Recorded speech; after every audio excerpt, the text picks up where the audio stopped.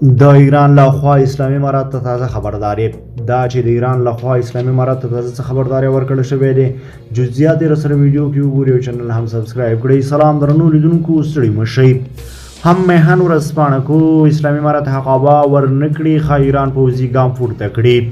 په ایران کې هم مهان ورځپاڼې د روان کال د اوغو بحران جدي بللی دی او لیکلي دي چې ایرانی چارواکو اسلامي امارات ته ګواښ کړی دی کو دوی ته حقابه ورنکړل شي نو ښایي پوځي اقدام وکړي. خو له بلې خوا اسلامي امارات د مقابلې لپاره د خپلو ځواکونو خبره کوي.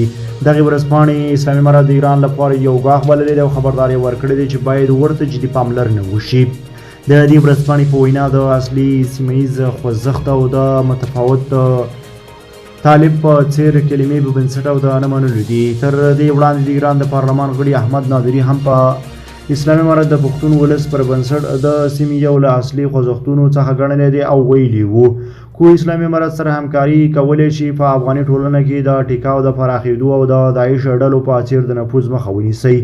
د هم مهن لیکوال وایي ایراني چارواکي باید د اسلامي امارات د 1970 کال پرتله په بل ډول وګوري ځکه له افغانستان څخه د امریکا له وتو وروسته ډېرې وسلې پاتې شوي دي. دغه لیکنه چې د شنبې په ورځ د زمري 21 خبره شوې پکې راغلي په افغانستان کې داسې حکومت واک ته رسېدلی چې کولی شي ایران له سترې امنیتي ننګونې سره مخامخ کړي. لیکوال ټینګار کړی د نور په پنجشیر کې شهید مشره مسعود نشتری چې د اړتیا په وخت کې د اسلامي امارات د پرمختګ مخه ونیسي او د ایران په ګټه د پښتنو پر ضد راپاڅېږي. دا و زموږ چمتو شوی ویډیو. کو تاسو په دې اړه څه نظر لرئ خپل نظر مو راسره په دې اړوند کمنټ کې شریک کړئ او د داسې تازه پر وخت د خبرونو مطالبه لپاره در سره زموږ یوټیوب چینل سبسکرایب کړئ.